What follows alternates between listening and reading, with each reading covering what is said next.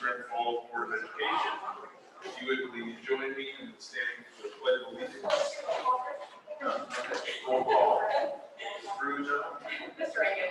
Yes. Mrs. Perry? Yes. Mrs. Beville? Yes. Mrs. Rose is not here. And Mrs. O'Toole? Yes. All right. Now, do that. Pledge allegiance To the flag of the United States of America and to the republic for which it stands, one nation, under God, indivisible, with liberty and justice for all.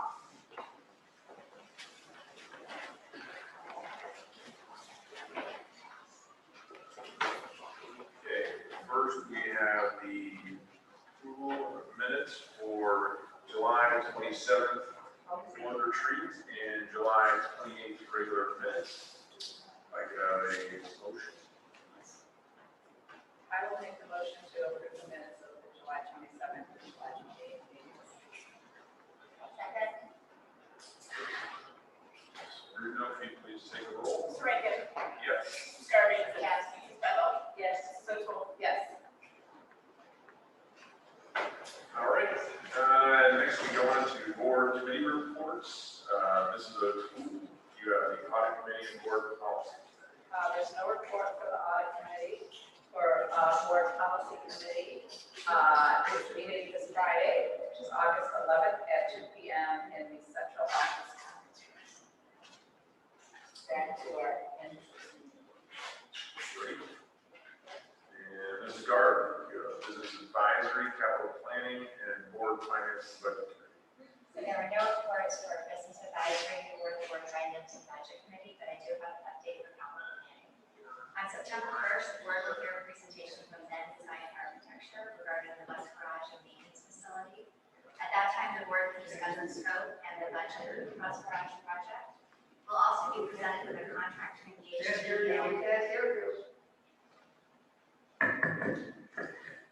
start over. Mary, where are you? Is this working?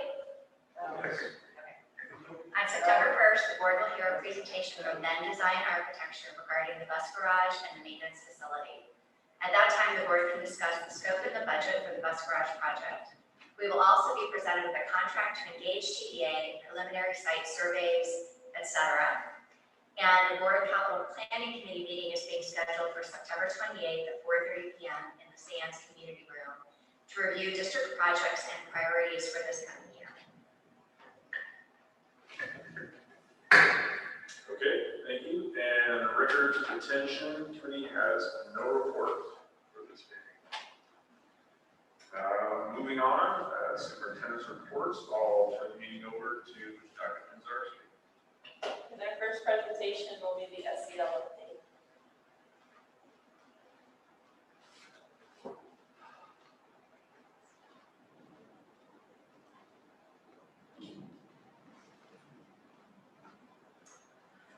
Good evening, everybody. Can you hear me okay? I feel like I'm really loud, so hopefully you can hear me okay. Because we have a slightly larger audience than most board members, I'm going to take a minute and just introduce myself to everybody. My name is Jen Benko, and I'm the Director of People Services for the district.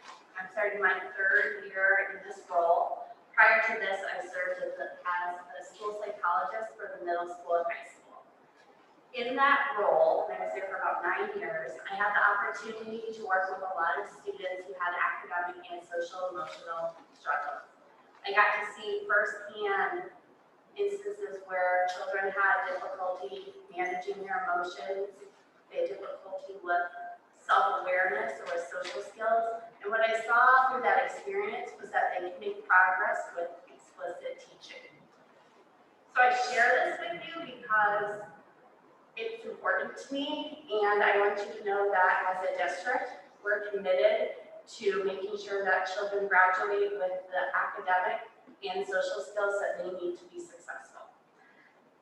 So the last several years, mental health and mental wellness have gotten more and more attention, especially as we're in the pandemic. It is more important now than ever to talk about these issues and make sure that we're meeting the needs of all students.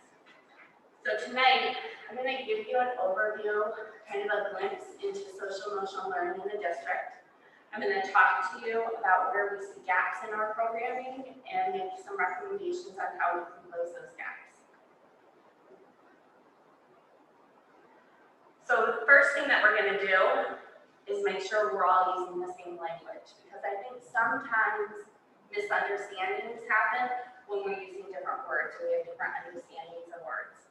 So this slide gives you two definitions of social emotional learning. I'm going to probably from this point on just abbreviate that to SEL.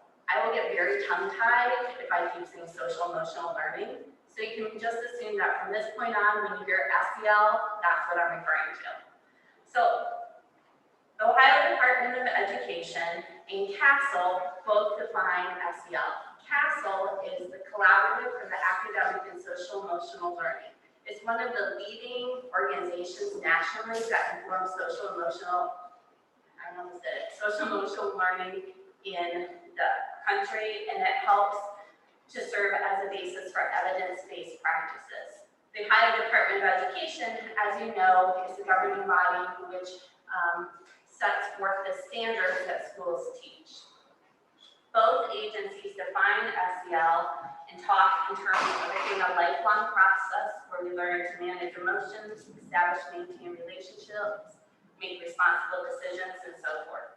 Both organizations support explicit SEL instruction in schools, and in fact, when many students have barriers to academic achievement, they can be tied back to weaknesses in SEL competencies. So the state of Ohio released new SEL standards in July of 2019. So whenever standards are released by the state, we go through a process called a gap analysis. It's pretty simple. We take the standards that are provided by the state, we plot them out against what we are currently teaching through our curriculums and our programming. We identify those holes or those gaps, and then we work to fill them to ensure that we're meeting all standards. So to better help you kind of understand this gap analysis and how we conceptualize our programming, I'm going to sidetrack for just a second and share with you a model that we use when we conceptualize instruction. This triangle represents a multi-tiered system of supports. And when we think about educating students and the curriculum and services we provide them, we can plot it out all within this triangle. So to give you some brief background, Tier 1 would represent the curriculum and the instruction that is provided to all students. So it is the core instruction, it is what we teach all kids, and it represents the supports and services that all kids have access to. It is truly the foundation of what we teach. Tier 2 would represent supports and instruction that are slightly more specialized. They're targeting maybe about that 20% of the population that needs just a little bit more intervention and support than the Tier 1 can provide. So I make an academic example. You'd be thinking about students who get pulled for extra reading intervention because maybe they're not hitting their target benchmark scores when we do our benchmarking every year. Tier 3 represents just a few kids, typically who need the most specialized instruction. This is where special education services would fall along the continuum. So when we think of supporting the whole child and meeting academic and SEL needs, we can think of this triangle and we can think about cutting it in half into an academic half and a social emotional half. And I can plot out any student and say, okay, their academic needs are getting met at a Tier 1, but for an SEL, they might need a Tier 2 support. Tonight, what we're really focusing on is the SEL side of the triangle. So I'm going to give you a little bit of a sneak peek and tell you that our gap analysis highlighted a hole in Tier 1. But before I reveal that to you in more detail, I want to talk to you a little bit just about Tier 3 and Tier 2 SEL supports, because we've really made some progress in these areas over the last couple of years. I'll start with Tier 2. Tier 2 SEL supports are those programs and groups that are formed within our schools when students need just a little bit extra SEL instruction or support. So it might be small group counseling, It might be that new student group that our school counselors run for the first month or two of school to make sure that students are transitioning into our district. It might be the lunch bunches that are run at Gurney by our occupational therapists and speech therapists and target social skills. Tier 3 are, again, those specialized services. And this is where we really have tried to work to strengthen our programming in the last couple of years. In 2019, we hired a district wellness coach. That's our title for her. Truly, she's a licensed clinical counselor, and she's servicing students right now in grades K through 8. She has been in the district 3 times a week, and I'm excited to share that this coming year she'll be in the district 5 days a week. And that increase in her service was directly tied to the needs of our students.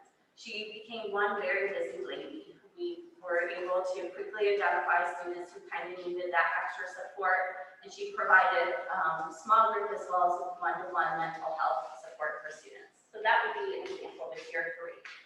The other Tier 3 service that we have added kind of to our pyramid in the last couple of years is the Chagrin Care Team.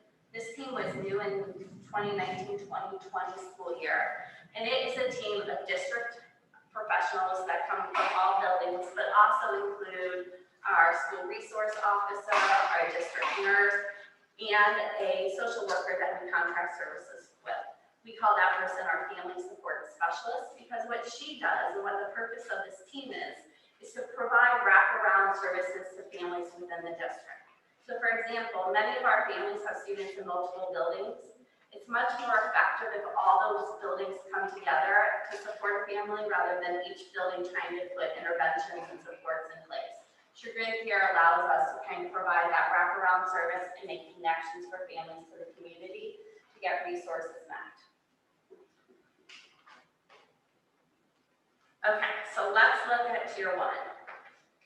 This slide gives you some examples of Tier 1 programs that are currently in place in the district, and this is not an exhaustive list, it's just a few that I wanted to highlight. Tier 1 programming are those programs put on by the school counselors, put on by buildings as a whole. It includes everything from our student clubs, like the high school has a club called the SWAT Club, which stands for Student Wellness Action Team. And they put on different activities throughout the year to promote student wellness. Tier 1 programming includes our mentorship program at the high school. It includes our service-based learning programs and clubs. All of these programs give students to develop and practice SEL skills. In addition to programming, we also have curriculum in place that is supporting SEL development. Namely, our health curriculum hits a lot of, or checks a lot of those boxes for SEL. In fact, this coming year is the year of the health review, meaning it's time to take the health curriculum and see where there are gaps. Additionally, at Gurney, we implement Responsive Classroom, which is also an SEL curriculum. So let's take just a deeper dive into Responsive Classroom for a second. Responsive Classroom is brought to us by the Center for Responsive Schools. We've been doing Responsive Classroom at Gurney for, does anyone want to guess? 17 years. That was when we first started Responsive Classroom. And if you look at the guiding principles of Responsive Classroom and you look at what the key components are, you'll see that a lot of Responsive Classroom is about supporting teachers on how to support students. So how do you build engaging lessons? How do you foster a community within your classroom? How do you connect school and families together? How do you build that partnership? So Responsive Classroom, as we looked at it and we started to think about this requirement to teach SEL, because the state does say you need to have SEL programming, you need to have positive behaviors, interventions, and supports in place. When we looked at Responsive Classroom, we realized that it really was only meeting half of our need. Responsive Classroom is teaching teachers. We weren't really teaching students SEL skills explicitly. So, if Responsive Classroom is teaching the teachers, that gap that we identified in our Tier 1 was really that core instruction of how to teach students. How do we teach students to manage emotions? How do we teach them self-awareness? How do we ensure that they're learning how to make responsible decisions? So we quickly realized that we were lacking a unified SEL program in our district that could start at Gurney and follow students as they move between buildings. And with our research, we came across the Fly 5 program. Fly 5 program is a SEL program that is designed for students in grades kindergarten through 8th grade.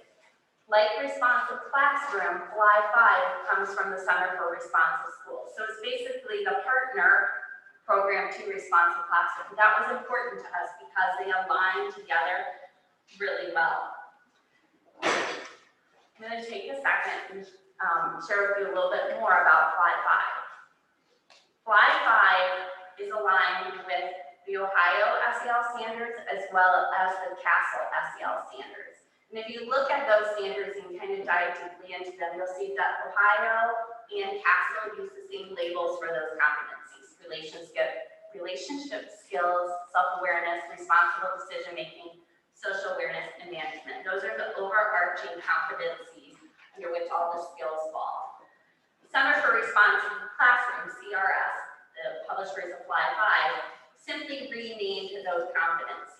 And you'll see, I think in a second, why they just changed the label. If you really look into the meaning under each of them, you'll see that it's essentially the same competency. So Fly 5 bases its curriculum on 5 core competencies: cooperation, assertiveness, responsibility, empathy, and self-control.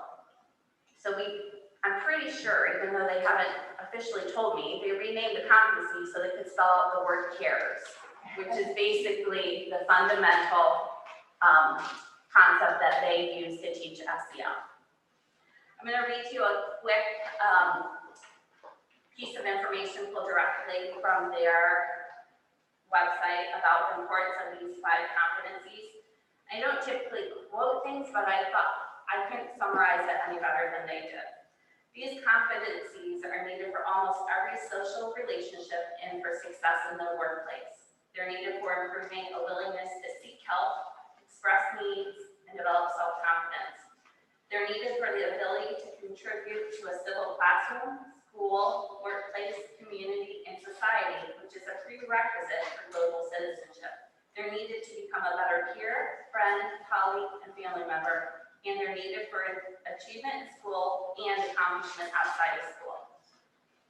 So while Responsive Classroom has been hugely successful, and while we have a lot of teaching already in place, we felt that the Fly 5 curriculum would be that perfect supplement. Fly 5 is taught through interactions with 9 different characters. One thing that was important to us was to make sure that the interface of whatever curriculum we chose was relatable to our students. So we wanted it to be current, we wanted it to be relevant. We wanted to have an interface that we thought would be engaging with our students. And we felt that Fly 5 meant that.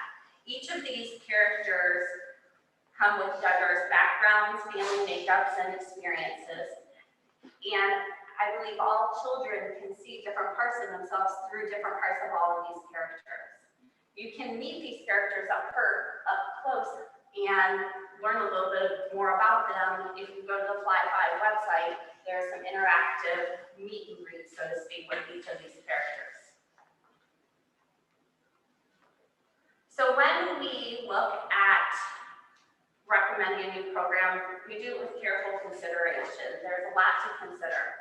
It was slightly challenging with Fly 5 because it is a new curriculum. It has really just been released earlier this summer. However, the program development has taken a while and has had its own process. So while we couldn't buy a pilot lesson and implement it in the classroom to truly try it out, we did have the opportunity to interact with the materials, to attend webinars that talked about the research-based underpinnings of the program. We had sample lesson plans that we were able to try with small groups. And we had a first grade classroom, this Mally's classroom, trial a couple lessons. And I'm going to show you just a quick snapshot of work that her students did for the lesson entitled Emotion Commotion. This is a lesson where students are looking to understand and define emotions.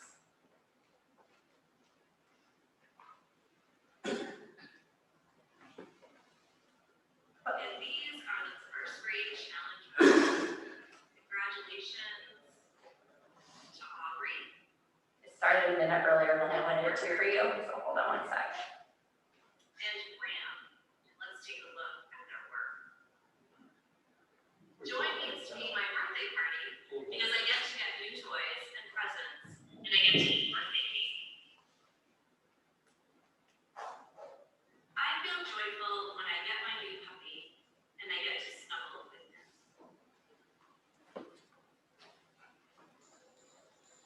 I choose joy because joy in my life is awesome and because it's really fun. And I chose intense joy because it's very fun. And I just really like the beach. That's why I drew a picture of the beach. And I have a big sun because it kind of just helps me feel better when the sun's out. And it goes on, they did other, So congratulations to all of those first grade winners.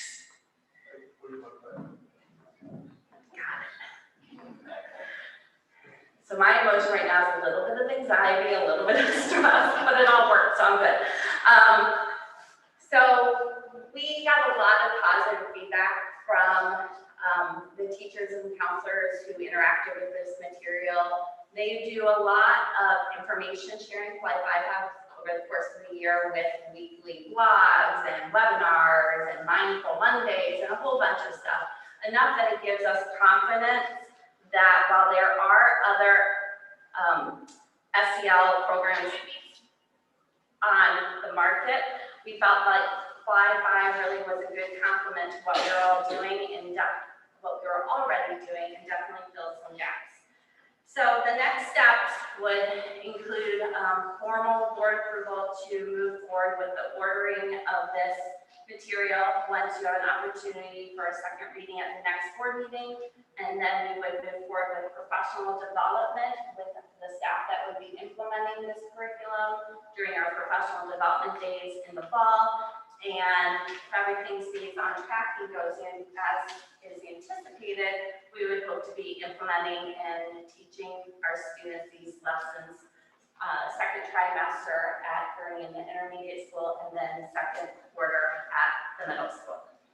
So in closing, I want to kind of leave us with this last slide. It brings us full circle as to why SEL is important. So much of what makes a person successful in life, no matter how you define success, comes down to skills that can't be measured easily, but they can be taught.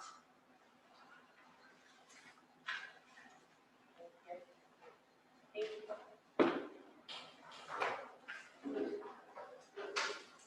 I have a question. When you did your gap analysis, what kind, do you have gaps at the high school level? That's a really good question. I was running for that. So it's really interesting. If you go out and you research SEL curriculum, there are no high school SEL curriculums. They don't exist. In fact, middle school SEL curriculums are even hard to find, especially ones that are current and relevant. So high school, my theory, is that your high school SEL programming builds on those foundational skills that students already have once they have had education along the way. But to your point, I think our SEL programming needs to make sure that we are having good counseling services for our students, that we're providing programming that looks at mental wellness, looks at mental health, that even looks at college and career readiness, because that intertwines with SEL programming as well. You know, students learning about their strengths and their weaknesses and making good choices for themselves also blends into that. So SEL at the high school, we have gaps everywhere, to be honest, not huge ones, but we can always look to improve our programming. And I know that one of the target areas this year at the high school is to really target student SEL development. They're doing a lot of work looking at SEL data that we've collected. They're looking at what programming they can bring to the staff. One of the things we considered is the youth mental health first aid training, which teaches teachers how to recognize signs and signals of mental health challenges in students. So there's no set curriculum for high school, but there definitely is programming available. I have a question. How does the curriculum evolve through into the older grades? Yeah. And how is it incorporated into the classroom? What does it look like in 7th and 8th grade as opposed to? So one of the challenges that we have is it all comes down to time. because time is a finite resource, and right now, our teachers teach from the start of the day to the end of the day. So when you talk about adding in time for SEL instruction, you have to become creative. We don't want to stop doing what we're already doing, we just need to find ways to interweave it. So Gurney in the intermediate school, when kind of trying to problem solve this issue, really feel like their encore teachers can be the teachers that are kind of this first line of instruction for students. They see all students over the course of the week, they rotate with them, they learn them as they grow older. So we would look to teach the primary lessons through the encore classes at Gurney in the intermediate school, and then reinforce them in the classroom.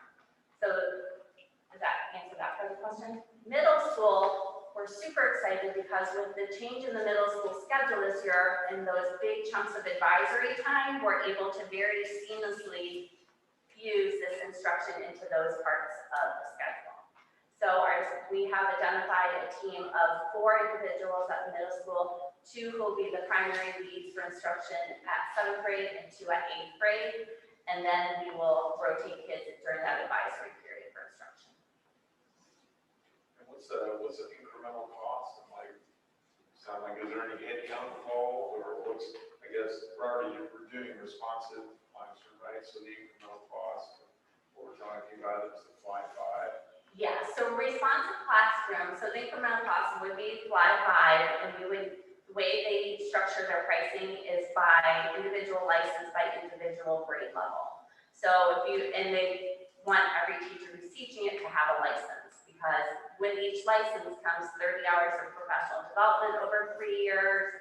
Included in the price comes a whole bunch of material support, and so that would give us our 3 years of curriculum. And then responsive classroom through Gurney, one of the things that we're talking about is whether or not we want to bring responsive classroom up to the intermediate school as well, so that both of those programs are working together and can extend through both buildings.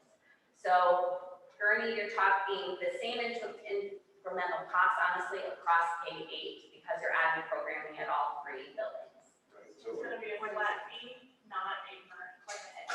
right, so Right. what's the number? It's like 11,000 a year for K through 8. Okay. But like when we get, 5 new kids who move into the district, it doesn't add $50 a child. Right. So that's a cost for like the programs that encompass everything. Yes, It is, so responsive classroom is like all of Gurney, right? yes. So it's fly 5, middle school, intermediate school? Fly 5 would be Gurney, intermediate school, and middle school. Okay. Keep in mind too, this isn't just something that, it meets the guidelines, it's something we have to do. If the educator don't choose this one, they have to choose another one. So, Jen, you talked about we a lot, and I think for a lot of people, it's new to us to understand how curriculum is selected and evaluated, and I'm sure that there were a vast number of people involved who are educators. Would you just give a little bit of an overview of the team and what kind of, I feel like this is very powerful because it's coming from our educators as a recommendation for what is best for our students. If you could just kind of give us some background on who's involved in selecting the curriculum. Sure. If I go back probably about 4 years, yeah, it was pre-COVID for sure, maybe in 5 years ago. We had building level teams at each building looking specifically at SEL programming and PBIS, which stands for Positive Behavior Interventions and Supports, which is a state mandated program that you need to have in place for students. We identified at that point that we need some consistent way of teaching kids common behavioral expectations, putting positive supports in place, and we knew there was a gap at that point. Then the standards came out. So what we did is our school counselors across all 4 buildings sat down to start to identify what are those holes that we have to fill, and will an SEL curriculum do that? That's when we that light bulb went off, like we've got to be looking to find a program. We need alignment across our buildings. We need to have students start to learn language and skills that just get reinforced as they get older, rather than switching up the programming on them every time they change a building. So that desire to grow responsive classrooms was kind of in the back of our mind, but we knew there was that missing part of that explicit instruction to kids. So when we started looking at SEL programs, one of the programs we considered last year was called Second Step. And we had some materials that were provided to all 3 school counselors last year to use to help with their curriculum, because our school counselors, depending on the year, depending on how the building schedule is set up, often find themselves as forefront of instruction for students. So what was happening is they said, we need help. We're just pulling things to try to teach these lessons. We need a curriculum to follow. It'll give us continuity and make sure that all kids are getting that same foundation. So all of those school counselors were involved in looking at what do SEL programs have to offer. And then in addition to that, those school-based teams were also identifying what do we need out of these curriculums.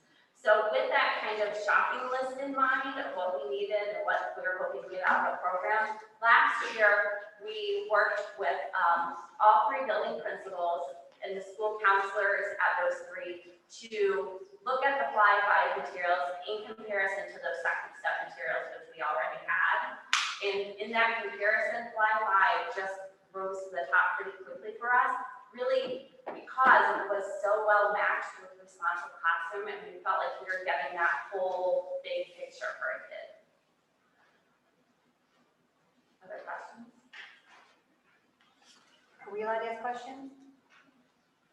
I'm just kind of curious how you guys can buy something that you haven't seen, or that's not developed fully, maybe it hasn't been tested. That is a really good question, and that's a little bit of a risk. I think that having seen sample lessons, having seen participated in the instruction that they provided, until you get your hands on any material and you implement it, you don't really know how good it is. I mean, it can be the best program out there by whatever standards you're looking at, but until your teachers are able to physically get it in their hands and start using it with children and see how children work with it, you don't really know if it's the right match. Can I ask a question? You showed us a video. Sorry, this is not the time for public comment. You can ask a question during public comment at the time. When Will is you that? answer it?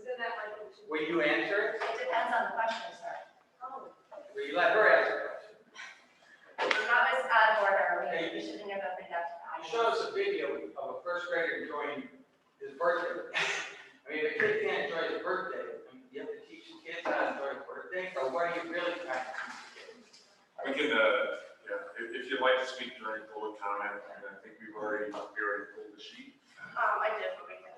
Yeah, so you can speak during that moment. Other than that, we keep public comments to that section. So, we shouldn't have taken that first question. So, any other questions? Okay, thank you very much.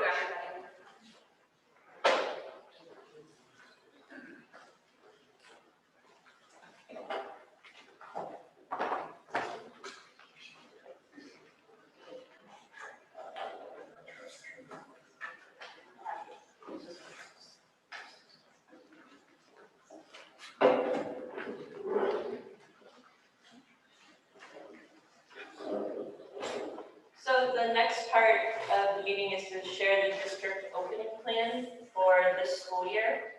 I just want you to know that my PowerPoint is very detailed, and so I won't bore you and read every slide. But I will let you know that following the meeting, I think we have everything finalized for tonight. And we'll have that posted, and so you'll be able to click links and see attachments.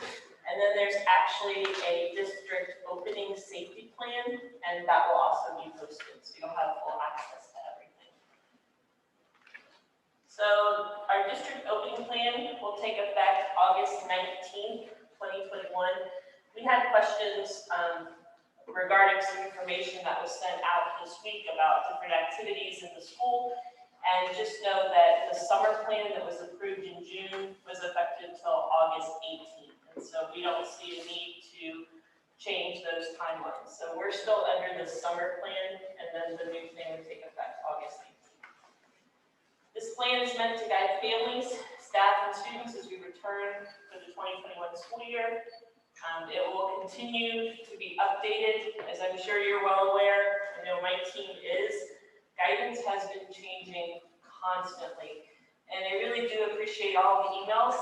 We get lots of resources from both sides of the issue, and I'm saying both sides, there are multiple, probably more than two sides, but we do appreciate those, we do review those, and we do read those. So thank you to everyone who has sent emails with attachments, evidence, articles. We appreciate it. And as we know, and I'm sure as you experienced in Chagrin last year, things change, we'll be responsive, and we will get that out to you as soon as we can. This is our best guess for how we will start it. We feel it's a pretty solid plan. This is where I said when you go in, you'll be actually able to link to the different documents and things.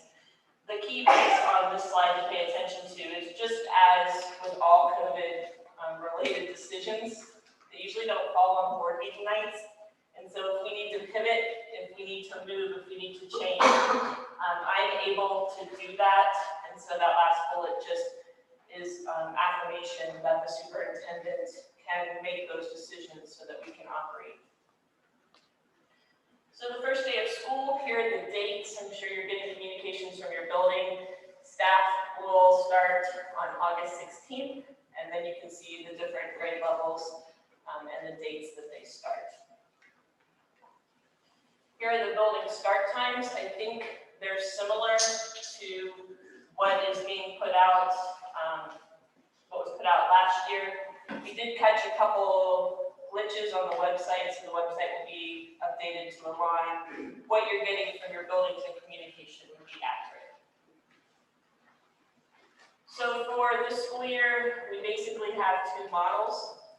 One is traditional in-person learning 5 days a week, and there's a virtual learning academy.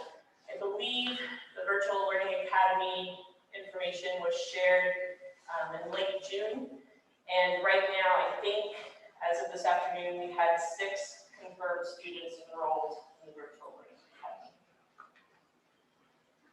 So the plan components that you'll be able to click through when you go to the actual plan contain the following pieces, and these are all protocols, if you will, all safety precautions based on CDC, ODH guidance.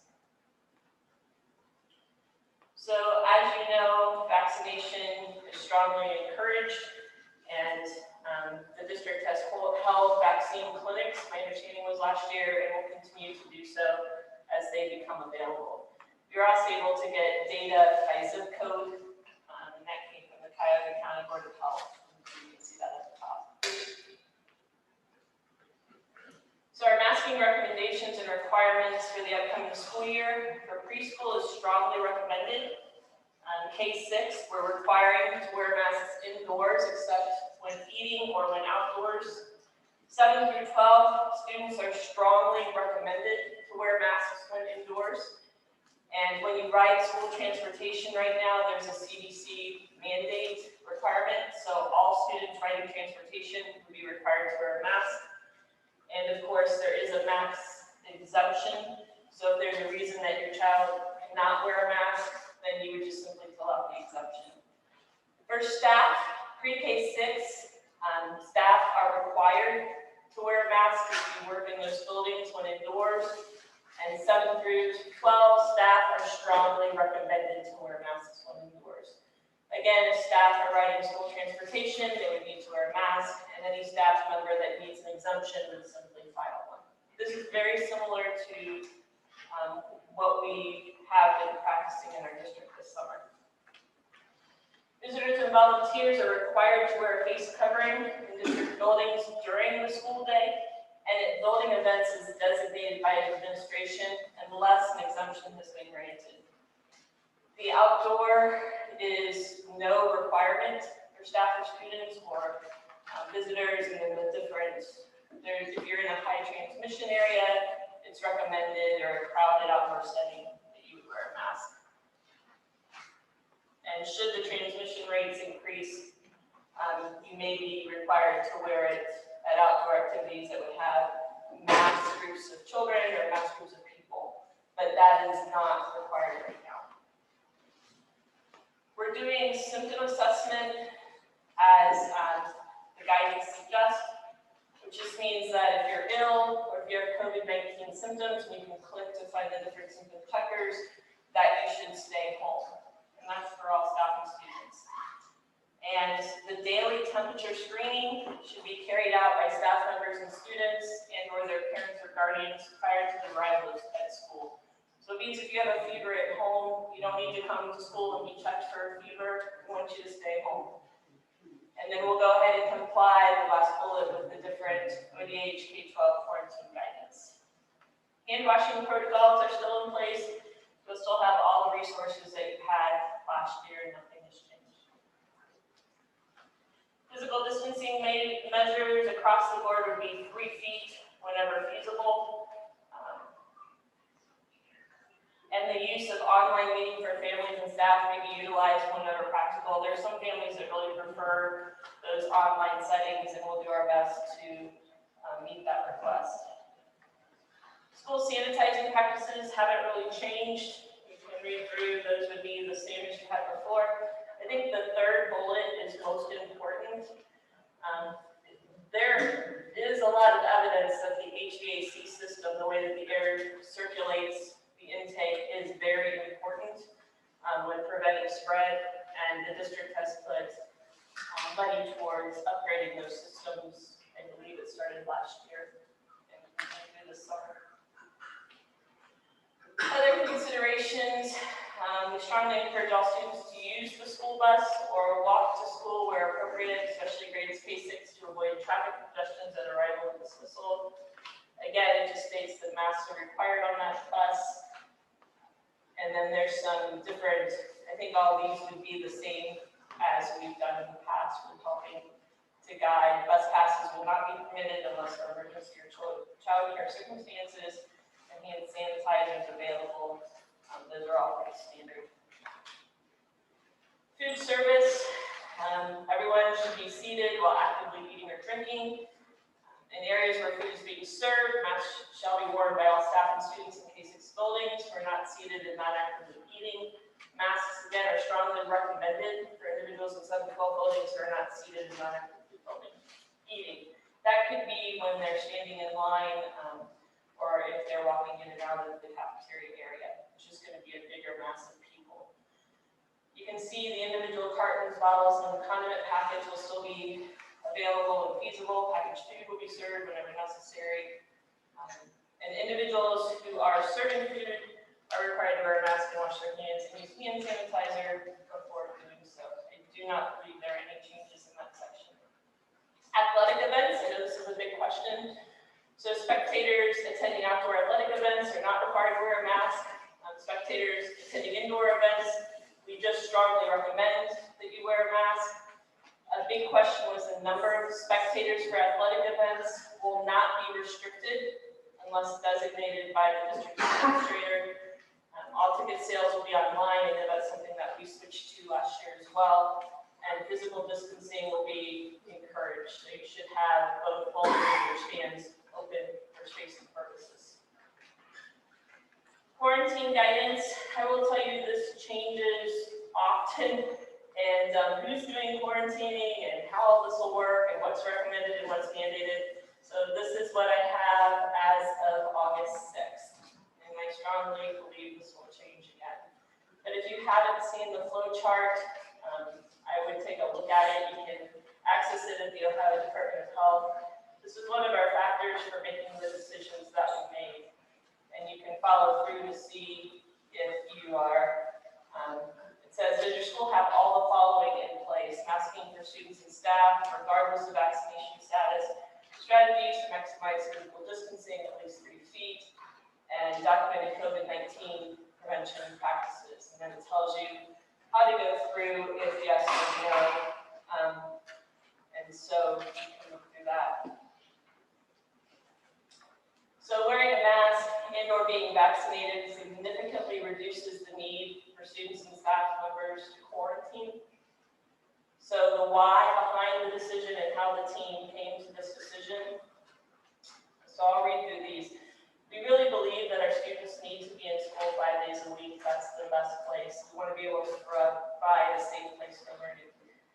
According to current guidance, either a mask or vaccination, which when you read the guidance is one layer of protection, is required to reduce the need for quarantine following exposure to COVID-19.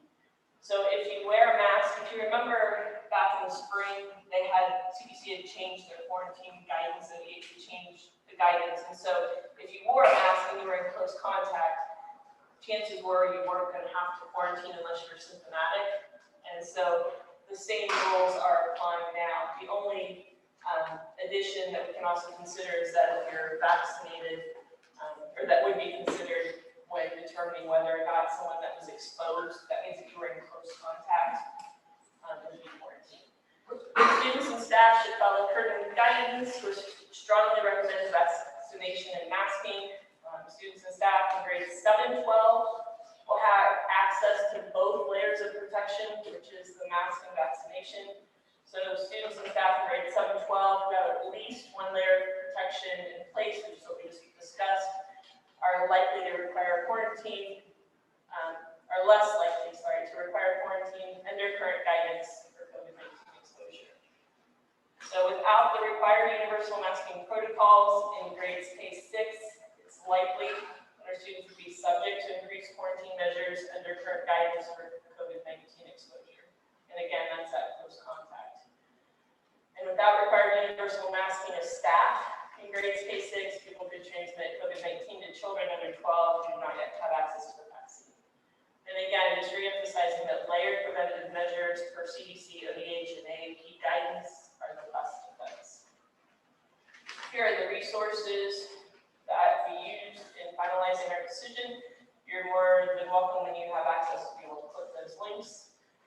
And we also put in a few assurances that Chagrin Falls is committed to providing academic excellence by providing a safe in-person learning environment.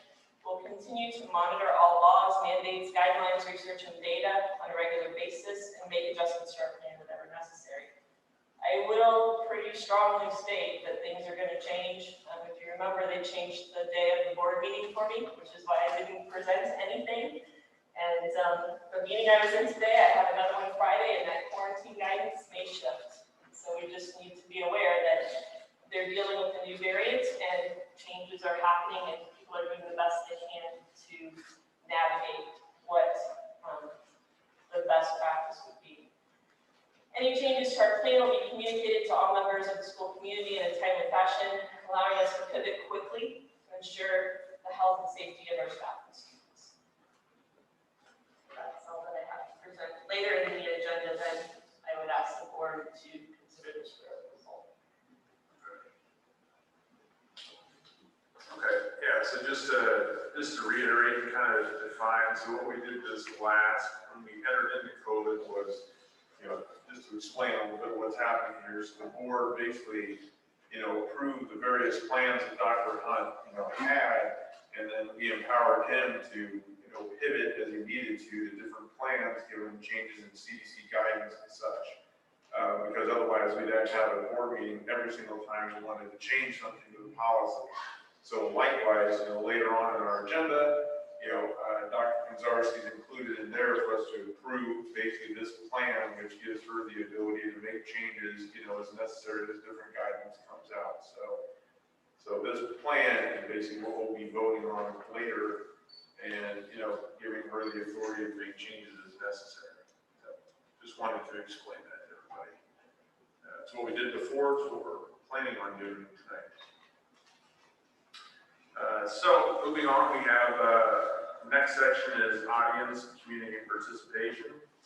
Now I'm going to go ahead and read kind of the guidelines before this. I think I'll need the list so I can call folks up time, but we will have to. We usually have 30 minutes, so we'll go ahead and we'll vote ahead of time to extend the time so everybody that's asked to speak can speak. Before I go do that, so up till now, since we haven't been having meetings in person, we've been reading letters for folks that submit those to be read. I believe we have 3. Yep, 3 to read tonight, so we will do that. We don't normally read letters, so now we're back in in-person meetings. Following tonight, we won't be reading letters anymore. So if you want to make a comment during a public comment, somebody will need to actually attend the meeting and address the board. And likewise for any superintendent and any board committees, all those meetings will be in person. And people can email us, call us anytime. We do read every email. Yeah, so you don't have to come to a meeting if you want to let the board know what you're thinking. Right, yeah, very good point. You can submit it on the website, you can email, I'm sure the email address is on there, it's like board@trinity-falls-schools.org, or you can email Dr. Kazarski or Ms. Breed, or any one of us. And if we don't know the answer, we will get it for you. So, defining this next section. So, community comments are one way for citizens to communicate with the Board of Education. Community members that contact the superintendent or board in advance will be provided an opportunity to speak first. Public comment may be limited to 30 minutes, and each participant will have 3 minutes to speak. You have a timer like last week, and it will make noise at the end of 3 minutes, so it's very transparent. No person may speak twice until all who desire to speak have the opportunity to do so. When you are called upon by the board president, please stand and state your name, address, and topic. Remember, this is a formal meeting and an official meeting of the Board of Education, and what you say becomes part of the official meeting report. If your comment involves a problem with a student, employee, or board member, please address them by name. Keep in mind that we are in a schoolhouse and possibly in the presence of students. At this time, the primary role of the Board of Education is to listen and reflect on your comments. So first we have, these are in the order that they were received, and I apologize ahead of time if I mispronounced somebody's name. Dana Bordner.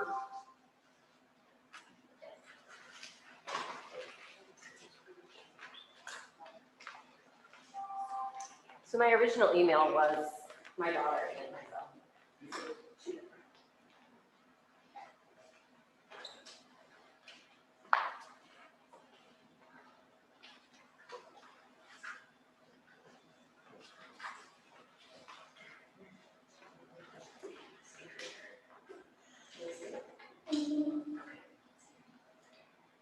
Hi, my name is Taylor Bortner and I live at 401 Deer Court. I'm 8 years old and I'm starting 3rd grade next week. Last year we had to wear masks every day at school. Masks made it hard for me to hear and see my teacher's lips. It made it harder for me to understand and learn. It's also harder for me to breathe and concentrate. I couldn't see my friends' emotions, and that made me sad. Please give us the choice if we want to wear a mask or not. Thank you so much for your time.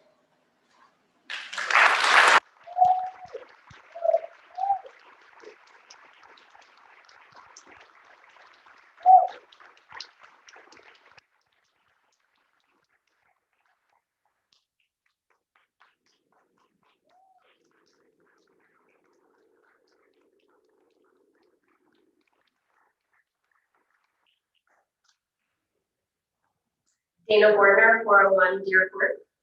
Science has become politicized. Our voices have become suppressed. Fear, confusion, and happiness are all integral parts of our children's expression and their social and emotional health.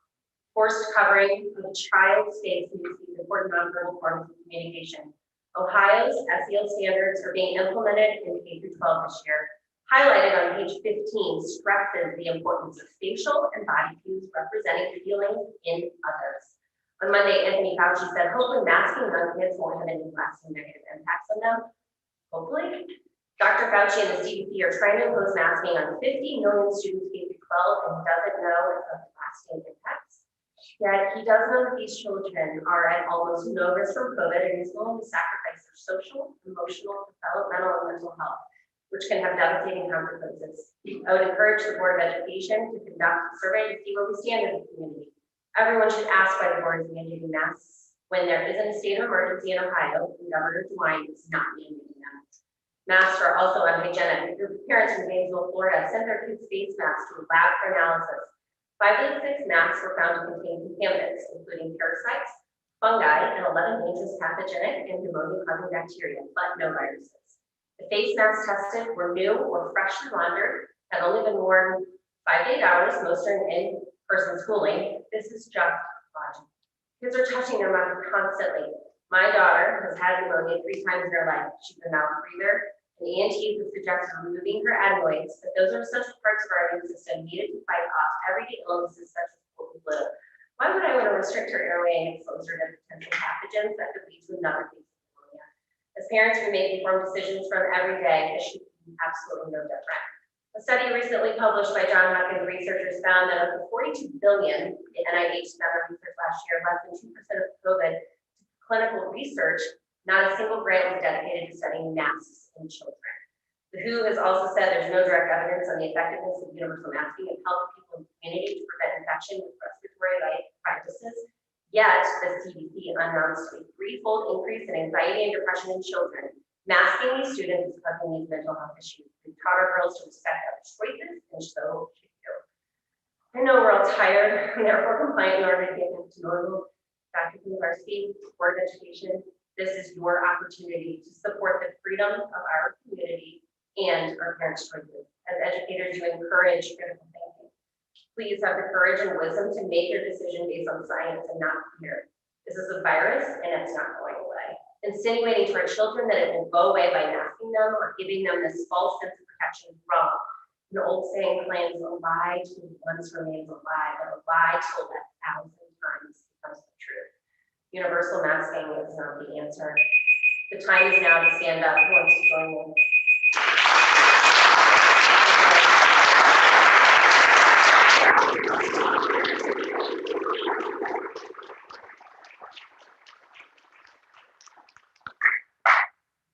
Next we have Nikki Fleming.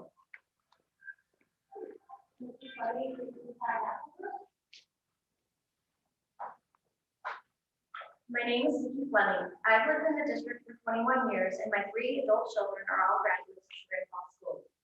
The impetus which has moved me to address the board is the existence of the DEIJ task force. To be perfectly clear, I am against any ideological task force which is sanctioned or financially supported by the Ohio DOE, our DOE, or our school district, including any opposition task force. This is just a zebra of different stripes. I am not here to argue the stripes. I'm arguing against the zebra. Some of the DEIJ task force initiatives are in direct violation of the First Amendment. For example, quote, a common language, encouraging everyone to be advocates and allies, creating a panel so that all information coming from the district is consistent and viewed through the lens of the DEIJ, and respond to breaches in the DEIJ by taking action that advances long-term change in behavior, end quote. A common acceptable language, not free speech. Everyone expected to advocate regardless of personal beliefs. A lens through which all information is filtered, a judgment panel followed by re-education for those who express opposition. Is this even American anymore? The thought that anyone is supporting a group that advocates for these things makes my hands shake as I type this. I'd also argue that this task force violates the Bill of Rights establishment clause which separates church and state. In this case, the church is represented by a very specific ideology, which is sanctioned and supported by our publicly funded school system. Around 2004, I went on a mission to remove the junk food snack cart from the Grim lunchroom. I have never made enemies faster than when I went on that crusade. I was called the food Nazi who wanted to take away the Oreos. I naively believed that everyone would be on board with providing 5 to 8-year-olds better, healthier choices. I can look back now and laugh, but at the time I was hurt, angry, and frustrated that they could not see that I was right. I was missing the point and was way out of my lane. What other people's children ate was not my business and not my job to try to change it. My light bulb moment was when another like-minded mom said to me, Nikki, I can only worry about my family. Even though I had what I believed to be good intentions, I learned the hard way that no one wants other parents, and certainly not the schools, telling them how to raise their children, not with nutrition and not with ideology. No matter how well-meaning board, administrations, and members of this task force believe themselves to be, you are out of your lane. The DEIJ initiative is a subversive intrusion into the homes and lives of private citizens through the children of this community. Every American has the right to freedom of speech, freedom of thought, freedom to live their lives and raise their kids as they wish.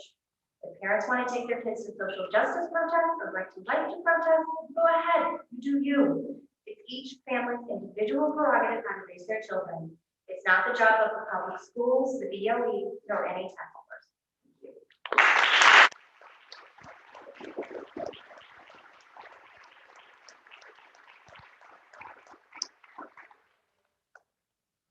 Next, we have Vince Massa.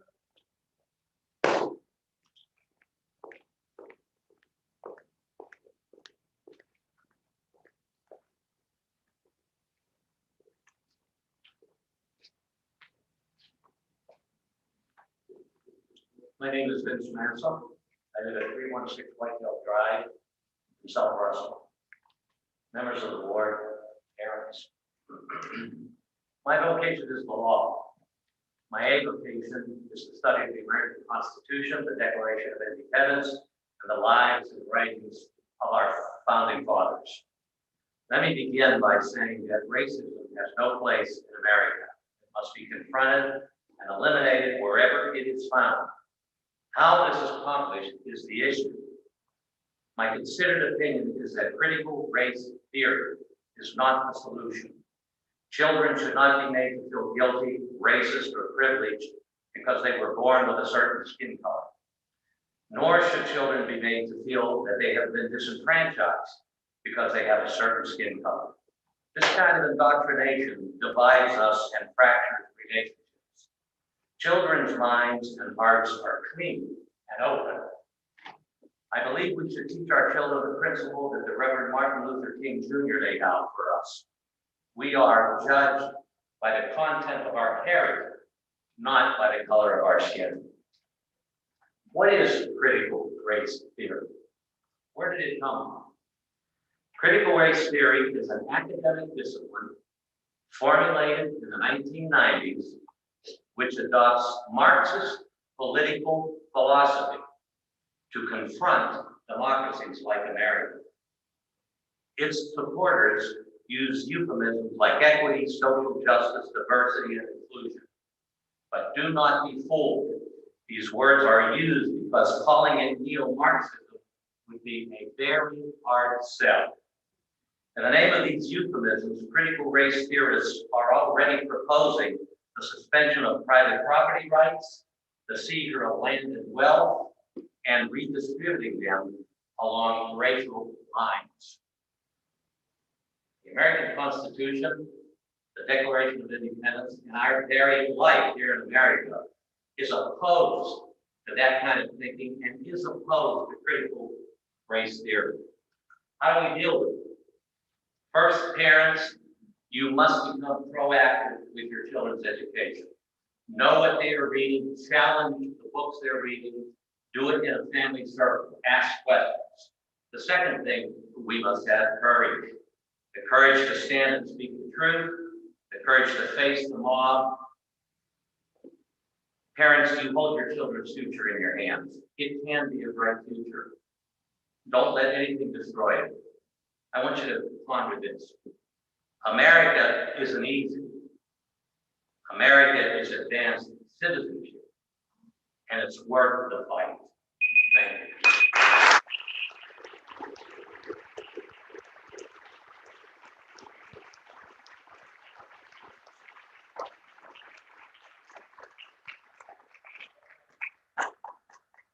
We have Megan Frankel.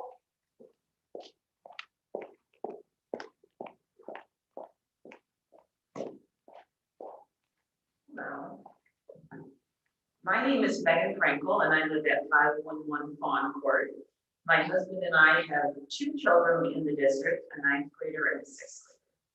Welcome, Dr. Penzarski, to this amazing community and school district. My family moved here 4 years ago from University Heights. My children had previously attended a wonderful Jewish day school where they have been since preschool.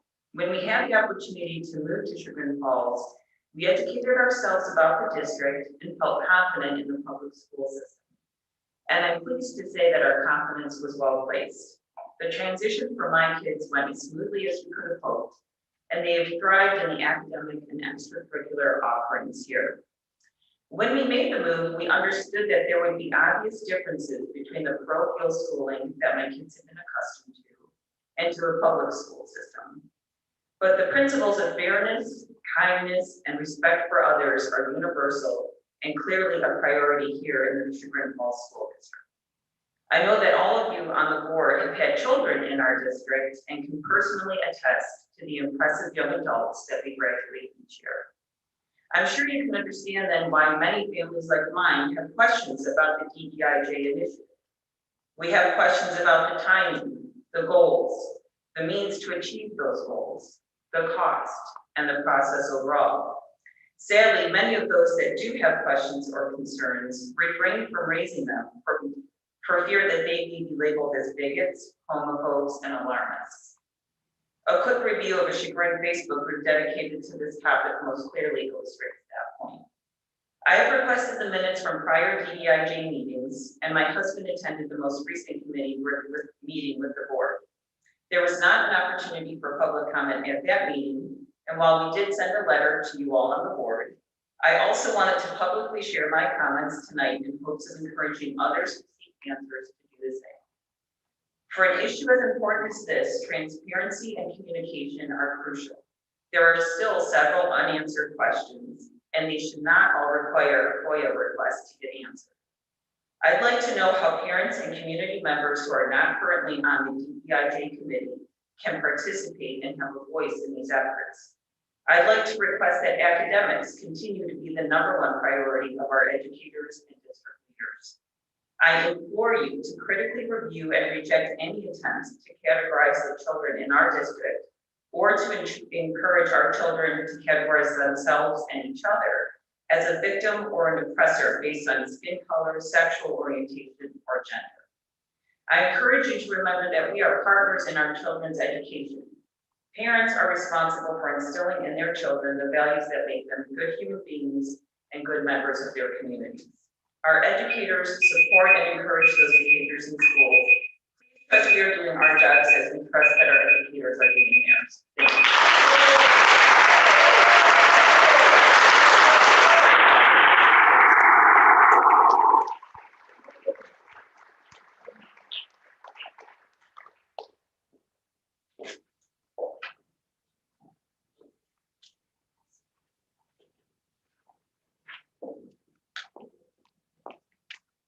I have two people who spoke with letters. If you want to leave those for me, I can make sure those get minutes. Mrs. Bordner and Mr. Massa, if you want to leave those for me after the minutes. Actually, we have a letter to be written or read, or rather by Jan and Joe.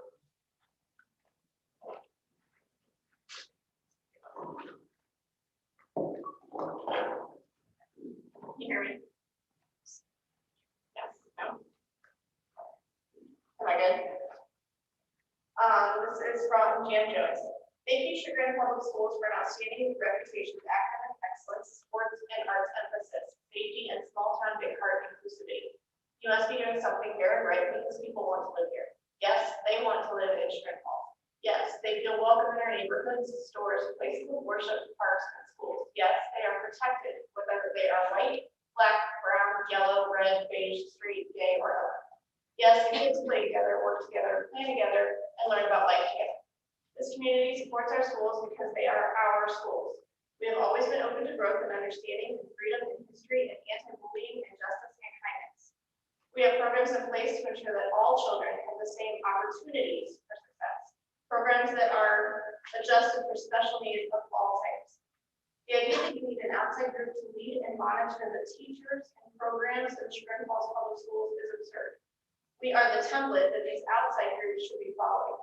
We are who they wish they could be. Why do you think people strive to live in this community? We are a community of diverse, equitable, inclusive, and just neighbors and families. Can we continue to learn from one another? Yes. Can we grow in our excellence? Yes. Can we become even more of what we already are? Yes. You have the people and the resources in place to do it all. Be wise in your decision making and don't allow a small group of very loud activists to cloud your vision. The quiet majority is the group who has has led you to excellence over the years and will accept no less. An excellence that is built on everyone's hard work ethic. That's why the foundation is so strong. This is a fact that cannot be denied. And if you've forgotten at Chagrin Falls, we say welcome. Sincerely, Jan Jones.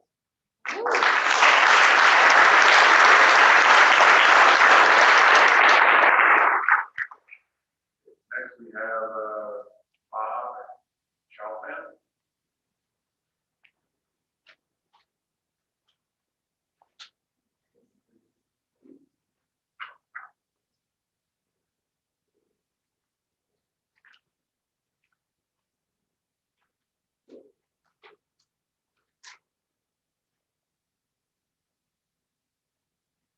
Hi, my name is Bob Chalfant. I'm speaking for myself and my wife Marilyn, who got eye surgery today. I can't see well enough to do that. We live at 573 Silver Road. We spoke as well as listened to the last board meeting and wanted to respond to what we heard. Even though we expressed strong support for DEIJ, we came away aware of the hurt and frustration of those opposed. We heard that you felt unrepresented, betrayed, concerned for your children's education, and sad that your beloved town is being made to sound terrible. We heard that many of you have been called racist and bigots, and that is very wrong. I understand your responses. I fervently hope that your concerns will be addressed and any misinformation cleared up. We hope that in the future, these discussions can lead to a deeper understanding and common ground. No one, especially our children, should feel attacked or demeaned. Marilyn is a licensed therapist and believes in and witnesses transformation from resentments to closeness and understanding. We want that to happen here. We also hope that you will empathize with those of us who are often referred to as socialists or communists who hate America and Chagrin Falls and want to destroy our way of life.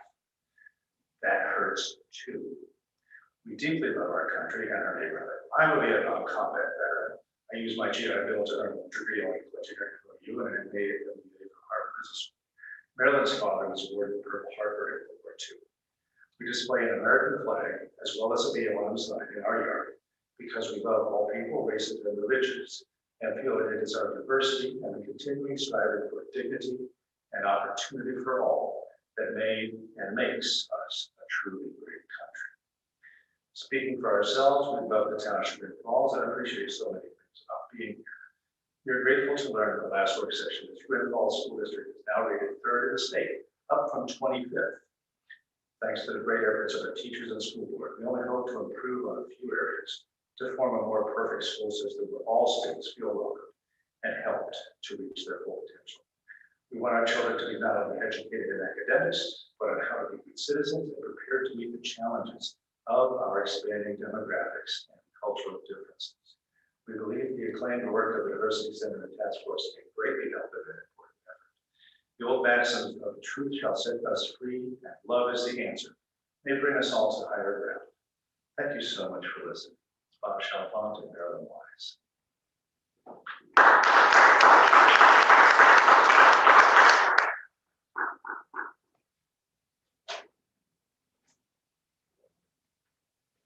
We have Teresa Spear.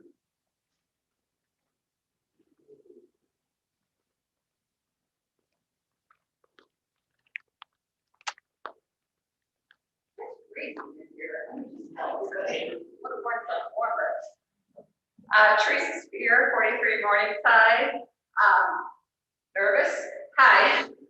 I'm speaking tonight to strongly oppose mask mandates for our children. Presently, there are no mandates for masking in the state of Ohio. There are only recommendations. There are many local school districts here in Ohio in this area that are making masks optional, leaving it up to the parents. I believe this is what Chagrin should do. We have been dealing with COVID long enough to make informed decisions as parents regarding our kids. The teachers and staff that want to be vaccinated to protect themselves from COVID. I believe in freedom, and anyone who wants to wear a mask should be free to wear a mask. But please, let me be free to make decisions for my own children. This past school year, I had to take my son to the pediatrician because he felt like he couldn't take a deep breath, like me right now. But we couldn't figure out what was going on. Maybe he had anxiety, or maybe it had a weird habit. But a couple weeks in the summer, after not having to wear the mask anymore, it finally went away. There was an excellent article in the Wall Street Journal this past Sunday written by two doctors talking about the negative impact on masks. Minor things such as acne, which for teenagers is not minor, to much bigger problems such as increased levels of carbon dioxide in the blood. Also, masks are vectors of pathogens if they become moist or on their face for too long. Some kids compensate for difficulties breathing with masks by mouth breathing. And it has become well documented that children who mouth breathe for long periods of time can develop mouth deformities and elongated face. But to me, the bigger problem is the psychological damage that it's doing to our children. Here's a direct quote from the article. Facial expressions are integral to human connections, particularly in young kids, who are learning how to signal fear, confusion, and happiness.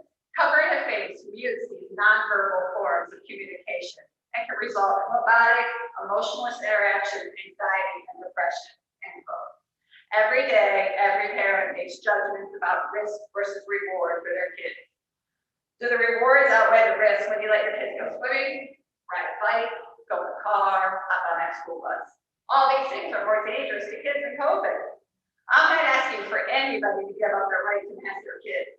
I'm just asking you to give me the right to unmask mine. These kids only have one time when they're little. They need to be normal, well-adjusted, active, happy kids. Make masks optional, and let's see our kids' smiling faces again. Thank you.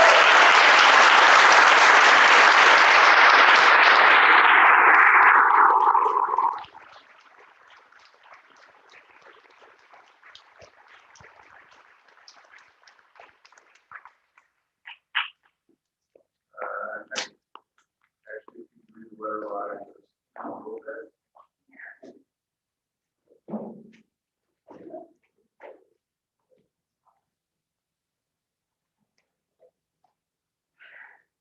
Okay, good evening, members of the board. I wanted to take the opportunity to publicly thank you for the time and effort put into the DEIJ working session and the clarity and transparency it brought for all. As a new family and residents of Chagrin, the DEIJ program was and continues to be a major selling point for the area. As a neurodiverse and multiracial family, when we looked for the right area to settle down in just a few months ago, like many other buyers in the market, we prioritized our search based on the quality of the school, the beauty and offerings of the community.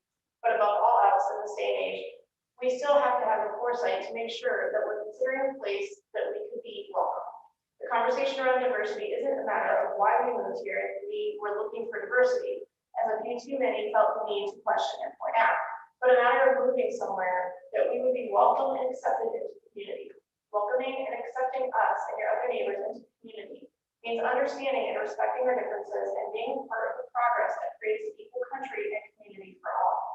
When we share and discuss our identities, like being Hispanic or biracial or autistic, we're sharing how these labels impact our daily interactions with the people and world around us.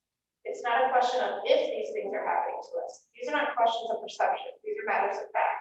These are not debatable. These are things that affect our lives. If they didn't happen to you and yours, it doesn't mean that they aren't real. The existence of DEIJ at the school told us that this is a community in which we would be welcome, but the demands to halt it did not. We are currently in the midst of the largest civil rights movement in American history. It is not a question of if there are inequities and inequalities. There are. This is fact. It is not debatable. And everywhere around this country, industry leaders, government organizations, major corporations, and even our military have and are taking steps to rectify and mitigate the damage these inequalities and inequities have caused.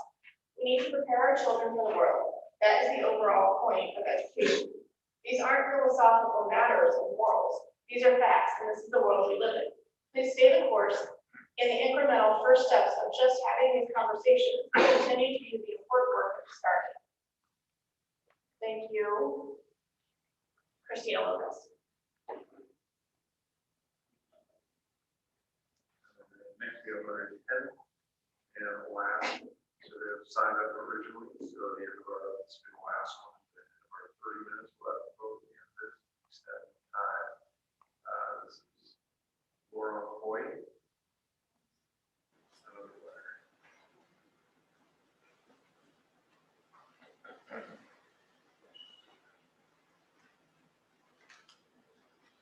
Somebody use these to my junior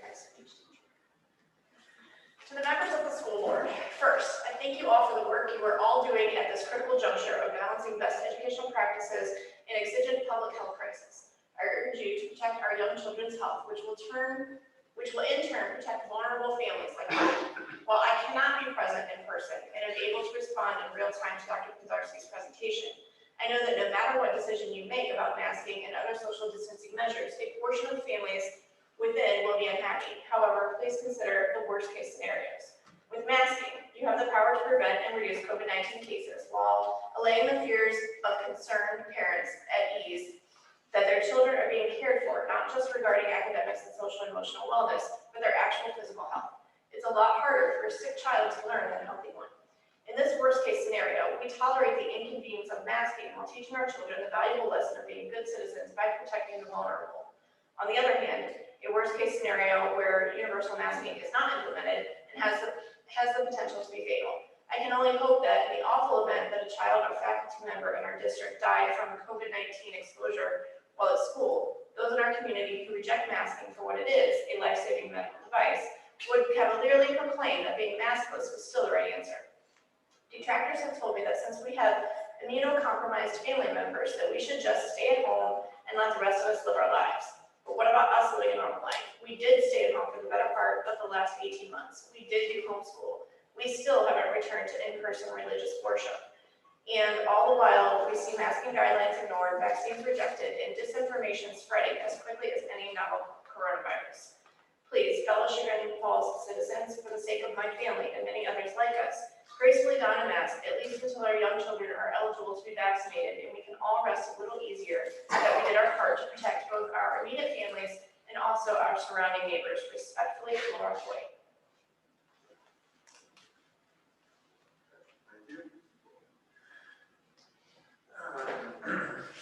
Anybody want to make, if we have any additional folks who'd like to make a comment before we vote to extend time? I do have one comment. Okay, so one person. Anybody else? Two? Yeah, I want to say something. Lori? All right, I'll motion that we extend time to let the people who like to speak have their 3 minutes. It'll be 9 minutes. I'll second. Okay, thank you. Ms. Bruno, if you please take the roll. Mr. Reagan. Yes. Mrs. Garvey. Yes. Mrs. Fennel. Yes. Mrs. O'Toole. Yes. I guess we'll go in this order. I'm sorry, if you could stand and Sure. state your name and address. So Sherry Gravely from High Point Lane. I just wanted to. If you come up, we'll be able to hear you, sorry.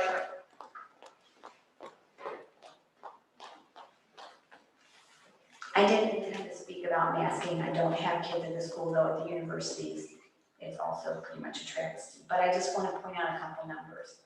Around 32 million kids, K through 6, rough numbers, right? Far less than 400 have died. It's a terrible thing for a death of any child, but as you know, of COVID, the deaths were not from kids who did not have other major underlying problems. It's a very big issue, it's a very sad issue, but the mental health issue from people in my profession experiencing with these kids is tremendous. And I think you guys really need to think hard about it. I had no intention of speaking, but it's the saddest thing I've ever seen. And I'm very sorry that your guys' kids might have to wear masks just for work. Sorry.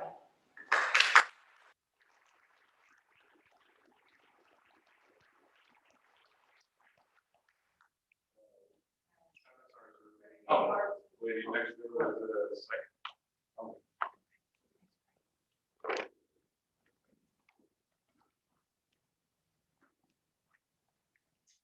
I'm Barb Lindy, 253 East Washington Street, Chagrin Falls.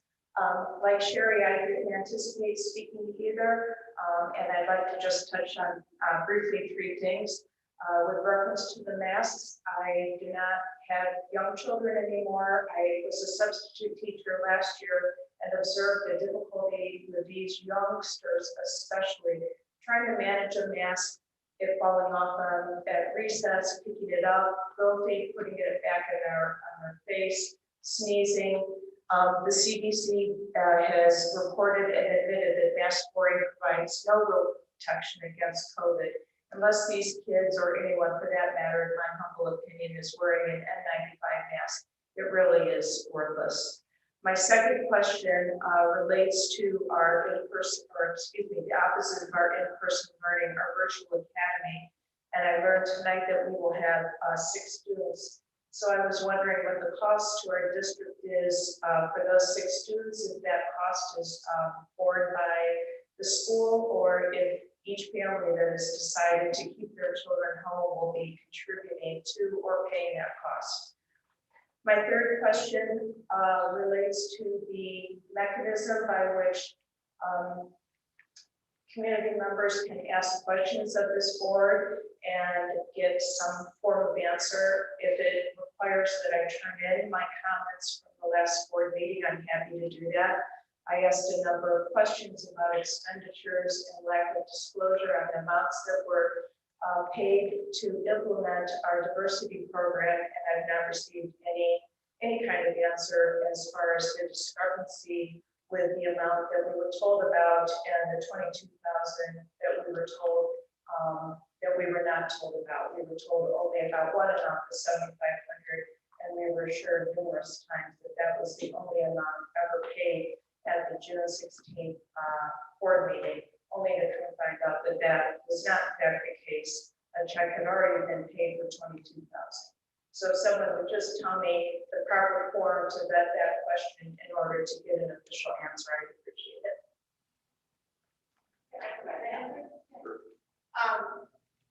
So the original contract was paid, it was for September through December work, was paid in January.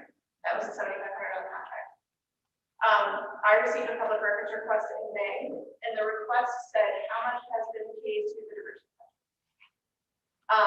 Didn't think anything of it. That's a pretty common request. How much should be paid to a vendor? We go into the system, I pull a query. The amount was $7,500. That's what had been paid to them.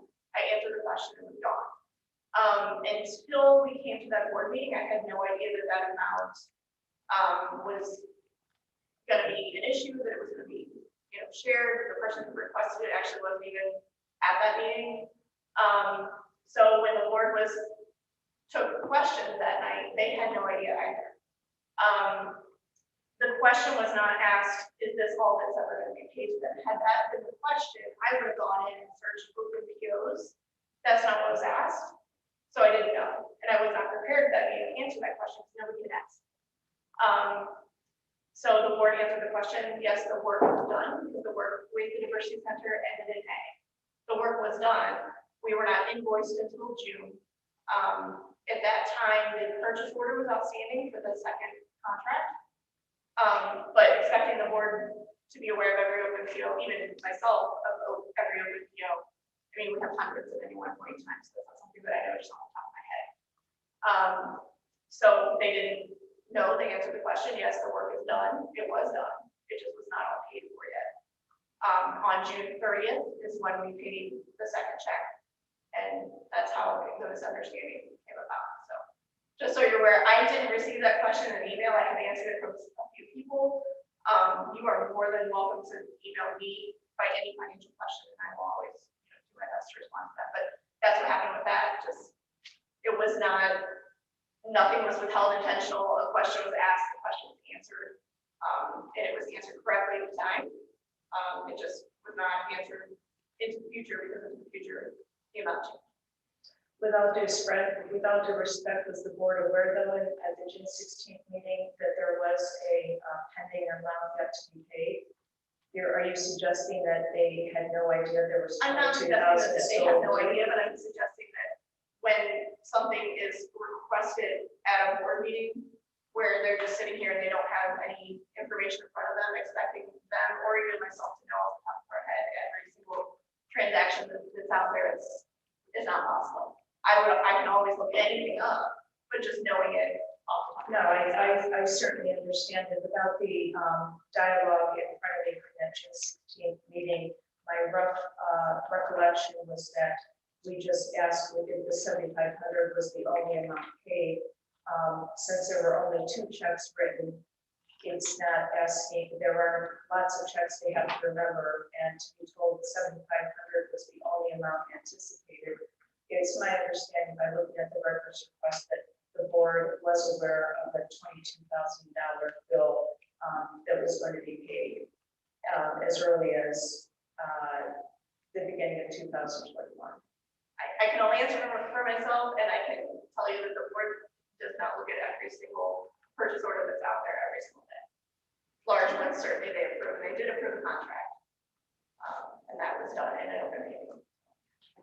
I just want to clear it up that there was nothing intentionally withheld. When I answered the question, I answered the question. I didn't answer the other question that was asked. And I don't recall, I'm recalling other board members being more emphatic. Mr. Rankin, for one, that specifically said that the 7,500, I believe Mr. Stricker asked extensively, trying to pinpoint that 7,500 was the only amount spent. And there wasn't any mention of And at the time it was. 22. The time that The was. 22,000 was mentioned? No, the 75 was always spent on that date. Right. So I just want to clear it up. I don't want to get into it back and forth. Call me tomorrow. I sit down and go through everything. No, But I just want to. I think the record's pretty clear, so thank you. Just to clarify, I think that the school's budget is $30 million, $32 million. And I mean, we approve items all the time, we approve contracts all the time. We try to review all the contracts that we can, certainly we keep track of $32 million of transactions. It's not something we normally do. We try to answer as honestly as we could at the time. I mean, we weren't trying to hide anything, we're trying to answer with the information that we had at the time. Yes. I just want to add, we apologize. I think there's an error here. It certainly was not intentional. We're certainly excited here. All of that. So that would help you all understand the religion message. Hi, my name is Greg Stricker. My wife and I are here. We live at 110 Commons Court. I wasn't going to bring this up, but since I'm in the middle of this, I'm going to state real quick. I specifically asked the whole board, is there any other payments made? That invoice was January 1st. Yes, it was. We have a copy of it. And yeah, and the board agreed to pay March 18th. We have that document. So you tell me, this whole board, nobody on the biggest topic in the country right now, remember there's another 15,000. When I specifically asked, is there any more money? All right, you have to live with that. And clearing it up from Sri Lanka times is not how you do it. Okay, that doesn't get you off the hook. All right, anyway, I just like to say this, that my wife and I were blessed with 4 beautiful girls, brought them up all through K through 12 of Chagrin. My oldest is married, went to University of Dayton, they have a child. Second oldest is married, went to St. Louis University, they have a child. Third oldest is married, went to Pitt, have a child, 2 children, one on the way. My youngest, Megan, is a school teacher down in Nashville. They have the greatest experience of their life at Chagrin Falls High School and growing up in Chagrin. They don't see color. They don't see color. They have a lot of minority friends, black friends, everything. This stuff has to stop. It has to stop. Why are you going into this Marxist, going to ruin our school and our community? I'm begging you to reconsider with masks. I think it's a child that wear a mask on a little child. We go to restaurants, these waitresses, they're choking, they tell me they go home, they pass out because they can't breathe from wearing a mask all day. I've never had these kids wearing a mask in school. If parents want to send their kids to school with masks, that's their prerogative. And teachers want to teach with a mask, that's their prerogative. I don't think teachers should have to teach with a mask. I don't think it does good for a teacher to talk to little kids and trying to look up the teacher. They can't understand half the things you're saying. The one fellow that spoke tonight, he had a mask, he took it off his face. Thank you for your time. I appreciate it.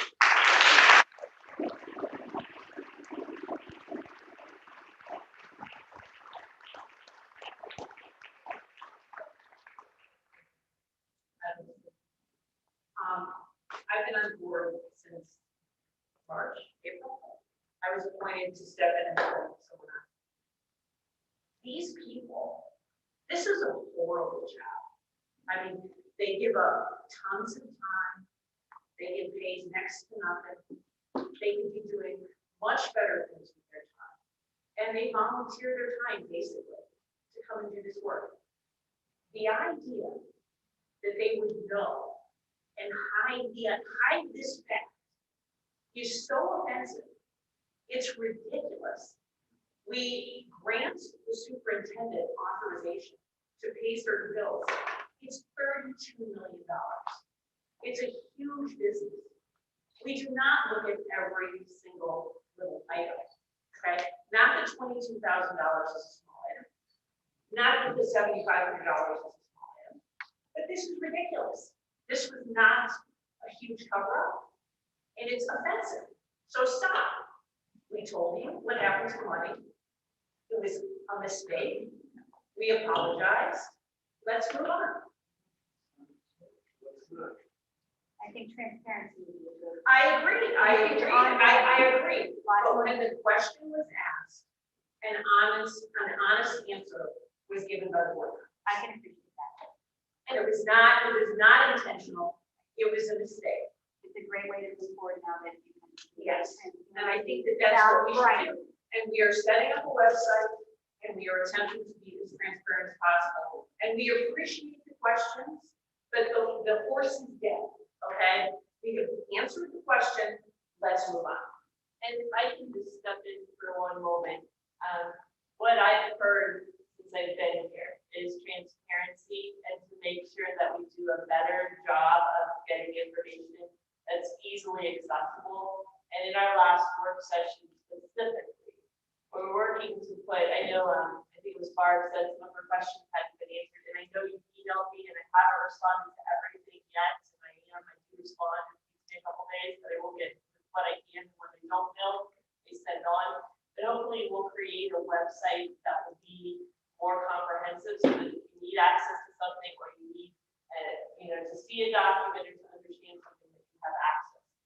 The other piece was like for the COVID side or the safety plan, the dashboard and all those pieces are going to be updated and available. So we're working really hard to make sure that communication is accessible. And from, you shared that some of the questions might not have been answered. We're working on an FAQ.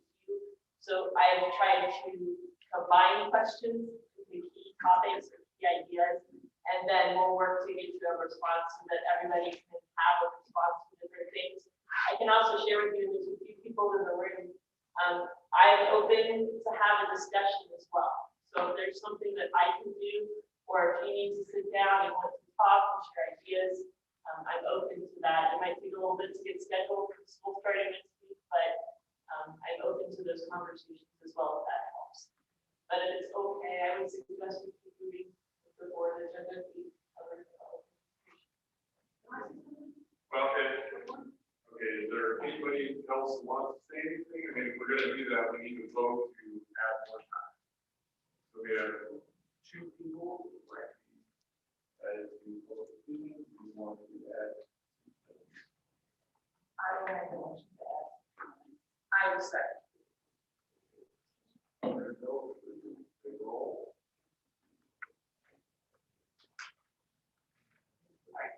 Ms. Reagan. Kirby. Settle. Yes. Mrs. Rose. Sorry, she's not here. Ms. O'Toole. Yeah. You want to speak first? Well, it's because it's being live streamed that we need to go for it.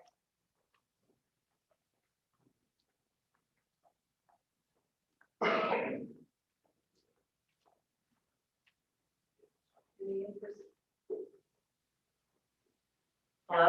Okay. In the interest of transparency, I'm wondering if all of these questions that are being asked tonight can be made public, and if all the answers can be made public as well. There are a lot of questions that the community has right now, and I understand you want to be transparent, so I'm just wondering if there's any way we can do that. Absolutely. Anytime someone wants to email me questions, it's much easier to respond than back and forth in a public meeting. That's why public participation is not supposed to be back and forth. situations like on the 16th where we try to answer the question that's incorrect. So email us questions is the best way to get the most thorough answer. And then if we're, like we said in the last meeting, we're getting the same question over and over, that's something that's gonna go in the FAQ that's gonna go on the website. Okay, and I just want to say that I've heard a lot of speaking up tonight and a lot of answers from the board, but they are only to defend yourselves. We haven't heard much in the way of answers to the people that have spoken up tonight. All we've heard is defense on your part. Again, transparency. Thank you.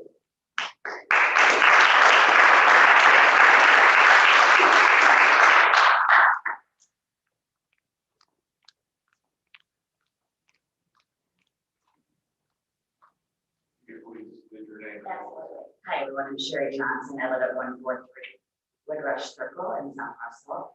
And I have a junior, Troy Sites, and an 8th grader, Matthew Sites.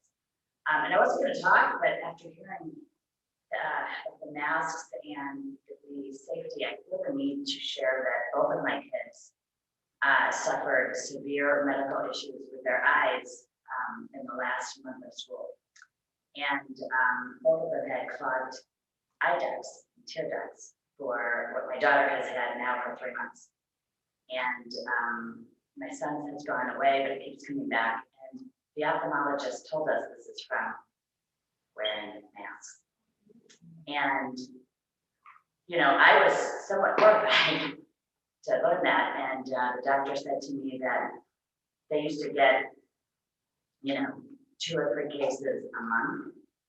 And since COVID, they've been getting 200 cases a week. And so I feel the need to share this because I've heard this young girl bravely make her plate as well as all the others. And my kids don't have to wear a mask because they're in middle school and high school, and so they have the choice. And I just feel as a parent and as a community, I didn't know you guys, but my heart breaks. And I just think that it's not mandated in the state of Ohio, and I don't think our schools should mandate that when it's our parents' choices to make. And if given that choice, you know, my kids wouldn't have these problems. And my daughter's eyes are still not okay. It's August, and this started in May. So I'm asking you to really consider this, and thank you for listening.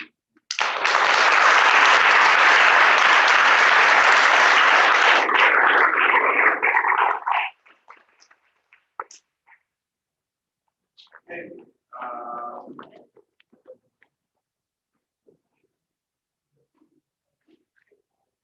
Moving on to the consent agenda, I have a motion for consent agenda item 7A through 17.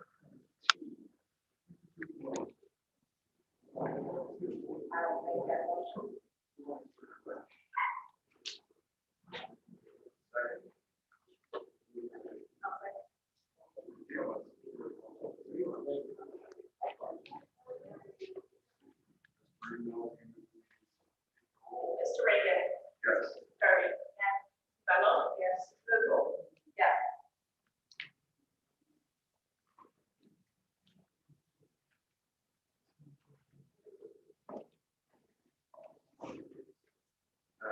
Next, moving on to superintendent's recommendation, if I could have a motion for item 8A.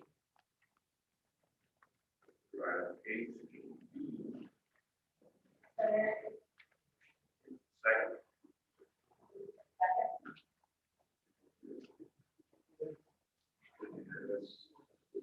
Dr. Gonzalez, would you like to address that? Well, it's my understanding that I think it's not. So welcome to Chagrin. We have a super excited to have you. We're going to ask that you be hired as an EDIS coordinator and administrative assistant for people services director. And EDIS is not confusing. I just want you to know that you need to thank people that do our EDIS work because it's how our meeting, how we report. very meticulous kind of job. So we're super excited to have her. She's a lifelong Clevelander and has resided in Twinsburg for the last 17 years. Ellie has 15 years of experience in the Cleveland area schools in various roles: teacher, technology support, secretary, and administrative assistant. She's taught technology skills with children and adults, set up new online registration system, and provided support for school district directors. So most recently, she worked alongside the Streetsboro Director of Curriculum, manage online learning, and provide support for students. So we're super happy to have you and super excited to get to know you and to work with you this year. Thank you. Item B, this would just be, I'm assuming, a standard resolution that you approve every year. Bus stops at times. I'm sure that's posted and sent out to families. Item C is the opening school plan, which you reviewed. The item D is just remember, Jen shared that when we do a new curriculum or it's presented, there are 2 readings. So tonight would be the first reading for that SEL curriculum.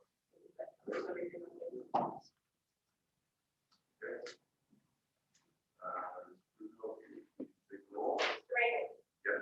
Start. Yes. Yes. I just want to say welcome, Eileen. Typically, pre-COVID, when we had a new employee, we would welcome you up just to shake hands. So it's like to come up, you can, if you want to wave. I don't know what our new norm is going to be yet.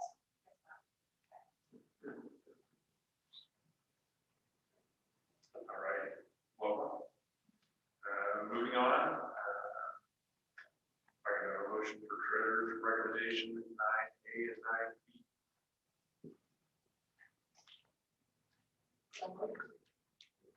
Second.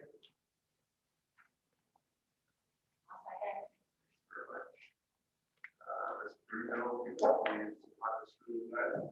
Item A is donation from Superior Beverage Group. There were 2 payment co-printers for an estimated value of $5,000. Item B is the June financial reports and plugging in here.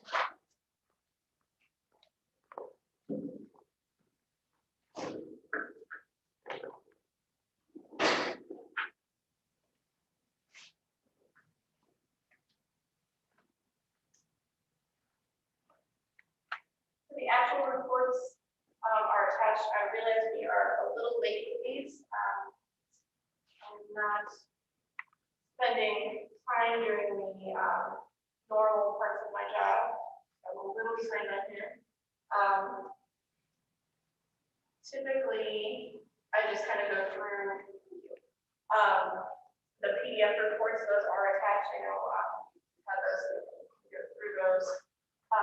But I wanted to kind of pull included June, August, because these are June reports and they cover a full year. I wanted to kind of go through a couple of the,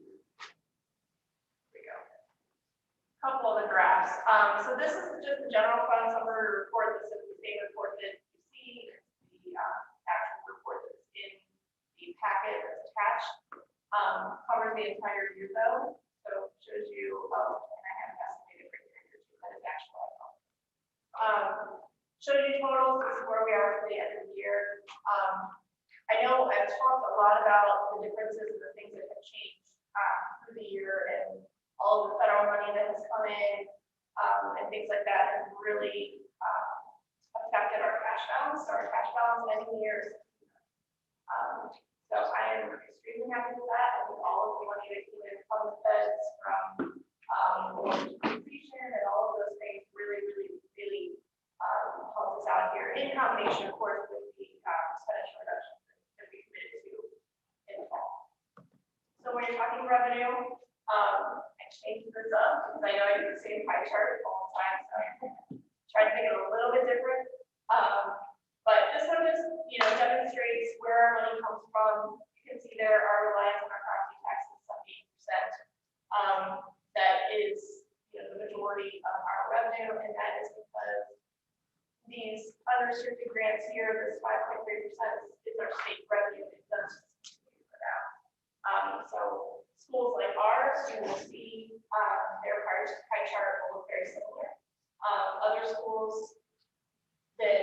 more state money, the screen portion is a lot larger for them, which means that they don't rely quite as heavily on the rest.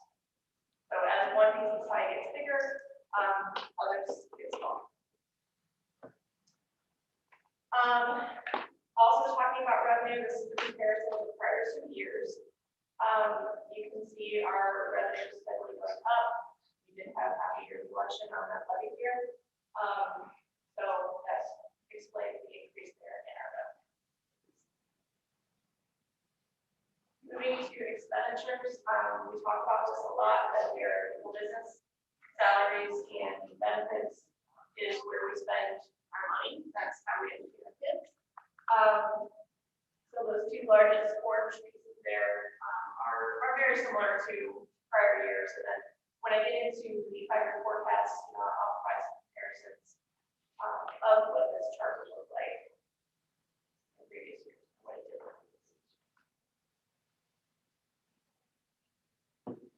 Again, here's a comparison by one of our expenditures. That large increase there in June is because this year we waited to the end of the fiscal year to do our transfers out. In the previous year, we used to do a large portion of those in December, and then the remaining in June. So we waited until June and did all of the transfers out this year. That's why the expenditure looks like it's so much higher in June. And then here, these 3 bars are to the right, the year's date. You can see our expenditures went down in 21, and that demonstrates our commitment to the commitments and our adherence to the commitments that we made in the fall to reduce our expenditures so that we could get that levy ask down to 325. We definitely decreased our expenditures. Next is the cash balance. This is comparing to the prior years. So the orange is the current year, gray is the previous 2 years. You can see we are higher here. Our cash balance from March through June is higher than it has been in the previous 2 years. That's because we passed that levy. Other thing that I know we were all concerned with this year was the self-insurance fund. So that orange line there is the fund balance for the self-insurance fund. The gray line there is the minimum required reserve. So we did receive that report back already. We are required by law to receive a actuary report. And it's a compliance item. And they tell us, based on our claims and our number of lives covered and things like that, what our minimum reserve should be. And so you can see it only took us 6 months. We are, where we should be. You don't ever want to be at the minimum where they tell you to be. You want to be a little bit higher than that, just because we do have a smaller pool of lives and sometimes just for a smaller pool.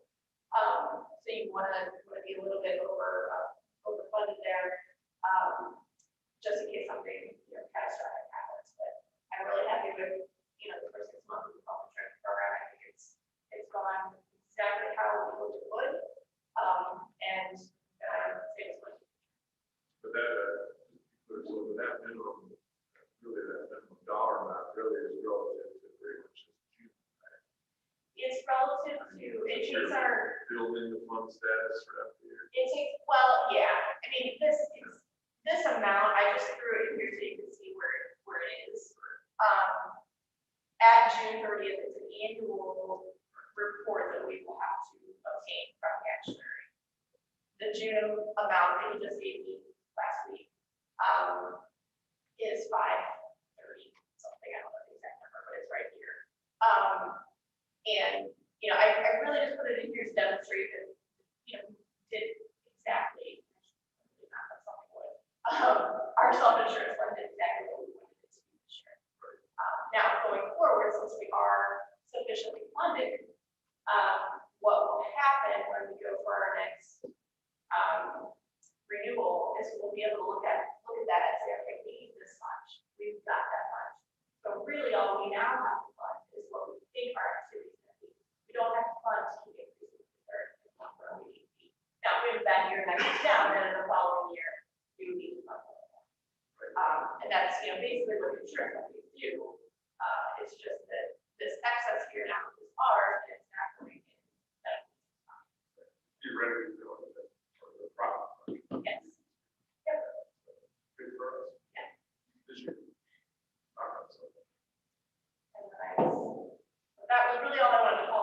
administrative reports. I am going to be starting work on the fire forecast system that catch my breath.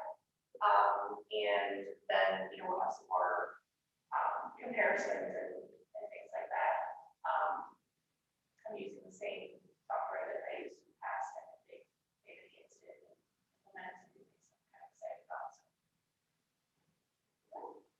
Question on those? Well, then I'm recommending your approval. Please call the roll. Mrs. Reagan. Yes. Mrs. Berry. Yes. Mrs. Bevel. Yes. Mrs. O'Toole. Yes. Okay, other business, any other business that anyone has? I just had a comment. Perhaps we could institute a practice, if there is public comment, to email right after the meeting and let the people know that we will do our best to get them answers, but we also are attending to the high priority of our students. And just let them know we heard them and we're working on it so that they understand that that is the case, that obviously we have to get school open and that needs to take precedent. Or to send a copy of the fact document, so if we're answering the same question over and over and over again, it can be sent in that form. I think just in general practice for us and not specific to, everything that's going on right now. We should email those in, confirm the questions that were asked. Sometimes people just kind of start talking and they say something that they thought was a question to us that I may not necessarily consider they were actually asking a question. I agree. So I can confirm that we heard them, Yeah. please put in your email any specific questions you'd like us to follow up on, and we will do our best. But we can't commit to a 24-hour turnaround in all pieces because we have, lots of priorities. I think that'd be a good practice. Email addresses. I don't think there's a need, because when I went back through last time, there weren't email addresses, so if you're not collecting them, it's hard to. Yeah, maybe we need to put that as part of our, we're gonna be talking about this, I think. But put this as part of our kind of HR way, if you want answers, you can bring me an email address. Sometimes, as people who we've had communication with, we've got that.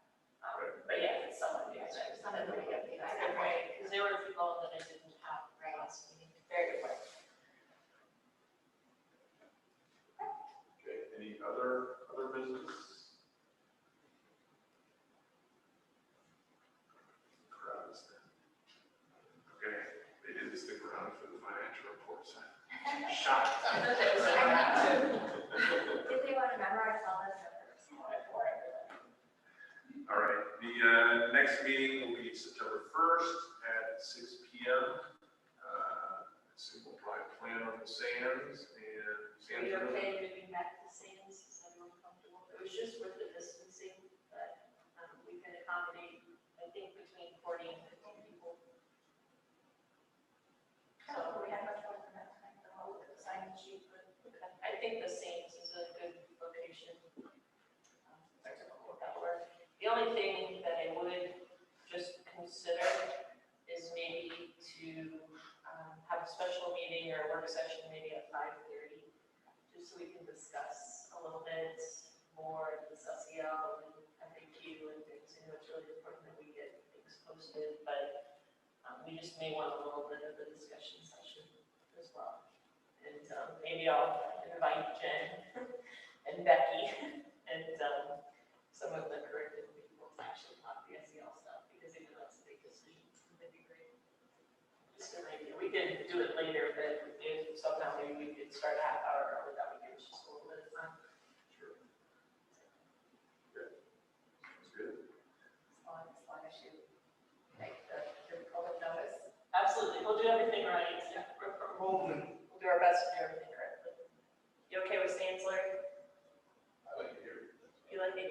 It kind of gets small when you only have 6 people. All right. We have a motion for adjournment. And then, Second. second. Thank you. announcement.